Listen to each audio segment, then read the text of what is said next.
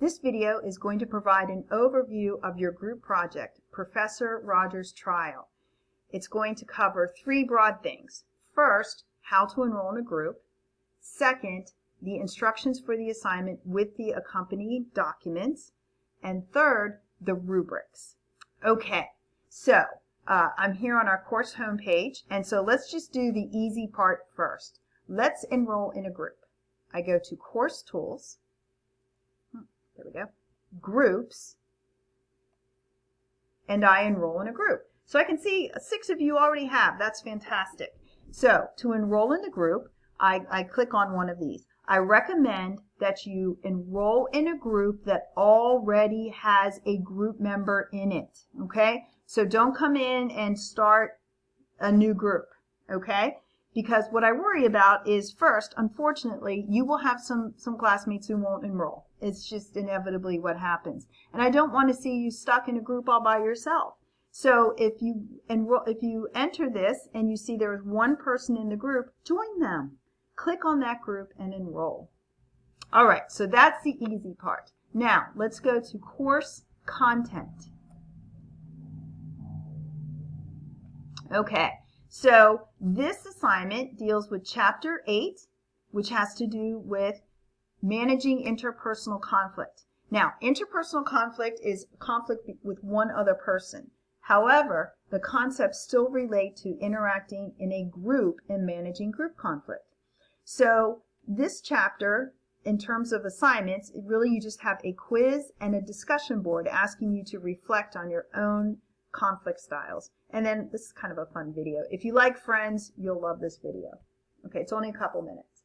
Chapter 9 is where you will find your small group assignment, Professor Rogers' Trial. Chapter 9 gives theory and concepts of small group. Chapter 10 has to do with membership and leadership in a group. So let's review small group assignment. Each group will complete 2 discussion boards that are housed within your group where you signed up. Okay? The assignments are based on 8, 9, and 10. And let's go ahead and do a quick overview. First, you're going to read a case study.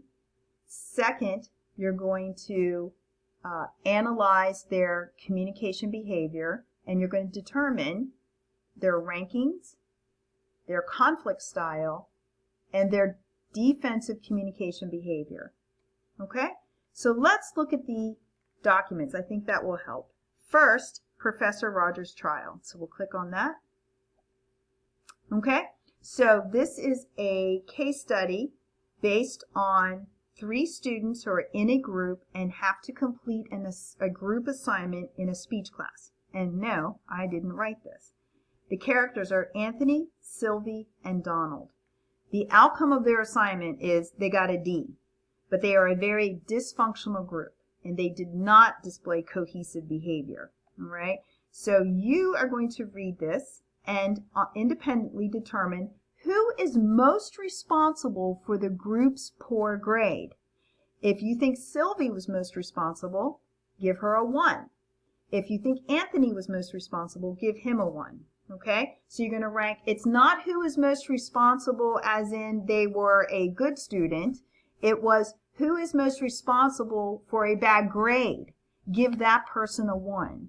Who is the least responsible for the group's bad grade? Give that person a 3. Okay? Professor Rogers, she is listed on here, but really she's not a member of the group. So I ask you not to rank Professor Rogers.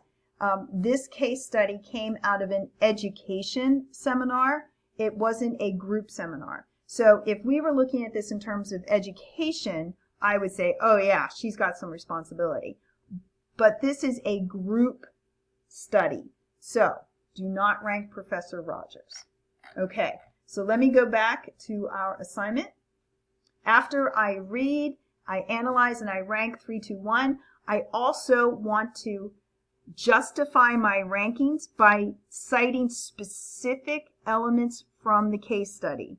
All right, if I say Donald is number 1 responsible for the group's bad grade, why? Okay, so I got to pull it from the case study. I've got to be careful not to extrapolate beyond the case study. I can't write, well, Donald comes from a family of violence and he didn't see his father for 10 years, and I don't know that from the case study. Okay, so you want to make sure that all of your information comes from the case study itself.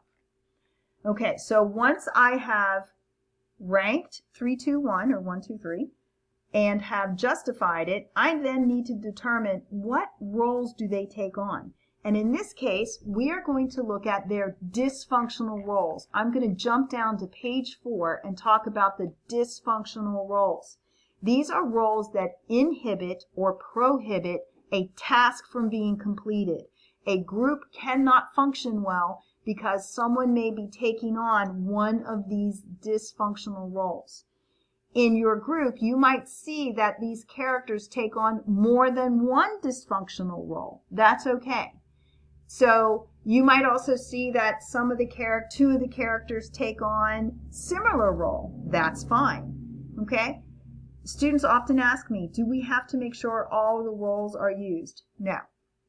Okay? If you don't see a deserter, then you don't have to assign a deserter. Okay?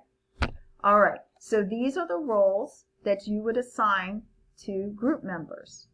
Okay? All right. So these are your dysfunctional roles. It gives a behavior and it gives an example. Now, as a quick overview of functional roles, we have what's called task roles. These are roles that are functional, and these are roles that help a group move forward in getting the job done. Right? So we can see there's an information seeker, opinion giver. Right? These are all things that are helpful. Coordinator, someone who's really good at coordinating times and places and who's going to do what task. Wow, how functional and helpful that is. So just so you understand, no one usually takes on just one role. We tend to see a need and maybe emerge and take on a role. So one week I might serve as a coordinator, and then in another week I might be better at, or see a need for someone to summarize what we've accomplished, and I do something like that. Right? So what we step up and do tends to be based on need. Again, those were functional. Maintenance roles or social roles are what help a group work together well. Okay, so these are all things that help a group maintain cohesiveness, that help a group want to stick together. And that's actually language that's used in group theory. What is that stick-togetherness? What helps a group work well together and want to work together? And so these are all those functional roles. Okay? All right, so quick review. We have a task role. These are functional that help a job get done. They help the task move forward to completion. Okay? The social or maintenance roles, these are the roles that help a group maintain cohesion and this idea of wanting to work together, and they feel a commitment to each other. The dysfunctional roles, these are all roles that get in the way. Some of them you can see are related to tasks, like a blocker will block a particular person sometimes, or sometimes a whole group. So that's more of a task one. An aggressor could be maintenance or task, but they actually get aggressive against a particular person in the group. Recognition seeker is someone who is talks about themselves a lot, like they have it harder than anybody else. Joker is someone who jokes around too much. They aren't productive and they don't contribute to the group. So those are just a couple of these, okay? So those are your roles. So let's look back at the assignment for discussion board 1. A quick summary of what we've talked about. You're going to read the case study and determine, based on the evidence in the study, who is most responsible to who is least responsible. Make sure you cite information from the text to explain your answers. Apply the dysfunctional roles, which we just showed you. And again, why is this person considered dysfunctional? They can be combined into one paragraph for each character. Next is conflict style and defensive communication. Okay, so I'm going to move down to those documents. First, supportive and defensive communication. There's a very short segment in Chapter 8 on this, so I created a document to give you a little more explanation. These characters use a lot of defensive communication. What that means is not necessarily, for example, if I am using defensive language, it doesn't necessarily mean I am being defensive, but it means that I am creating a defensive response in someone else.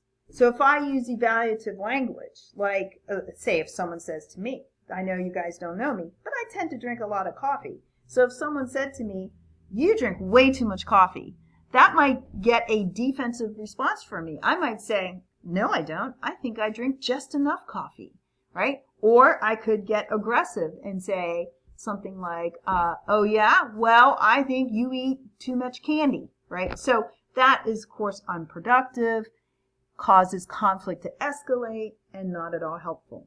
All right? So examine what defensive language do you see them using? And you can see we have 6 of them listed here. You may also note that there is some supportive language, and I'm fine with you writing about that as well in this section. Okay? All right. Let's take a look at conflict styles. Here this is here. So in this analysis, to demonstrate a conflict style, it may not take that long. I mean, it might just be 1 or 2 sentences, right?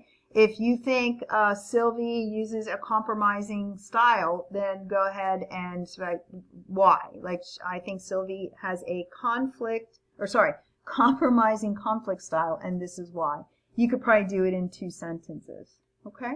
So, again, apply. What is each character's conflict style? So, a quick review. In discussion board 1, Professor Rogers' trial, read, rank, then assign dysfunctional roles, evaluate and assess the defensive communication behaviors, and assess their conflict style. Post your analysis in your group page and your group discussion board. The most important thing you do is review your classmates' posting. Where do you guys agree and disagree? You will not see your classmates' post until you post. And I do that on purpose because I don't want you guys to mimic and copy each other. I want you to have a deliberation. And if you change your mind, that's great. Go ahead and change your mind. Go ahead and write about that. If you disagree, that's okay. You can write about that as well. Okay? You do not have to come to a consensus in discussion board 1. So a lot of your deliberation is going to happen here in discussion board 1. When your group decides you're ready, you move forward to discussion board 2, and then in discussion board 2, each of you will again post. What functional roles could each member be if they could tweak their behavior? And that'll tend to generate, tends to come out of discussion board 1 as well.